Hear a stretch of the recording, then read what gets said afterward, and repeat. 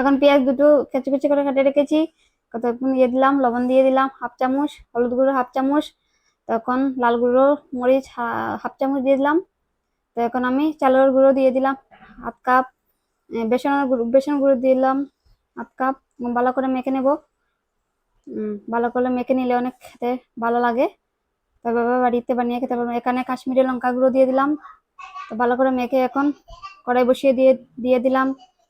তো এখন আমি তেল দিয়ে দিব, তেলগুলো দিয়ে দিলাম।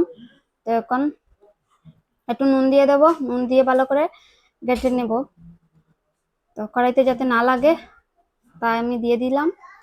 তো এখন বড়াগুলো এক এক করে দিয়ে দেবো, এই 8-10টা করে দিয়ে দিবেন।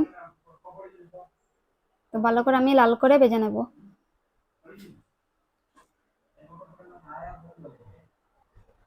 তো দেখতে থাকুন, এভাবে বাড়িতে বানিয়ে খেতে পারবেন, খুবই স্বাদ।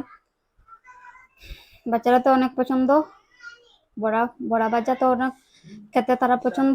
তো উল্টা পাল্টা করে নিলাম, দেখুন লাল করে ভেজে নিয়েছি, নামিয়ে নিয়েছি। তখন তো দেখুন ফাইলে নি।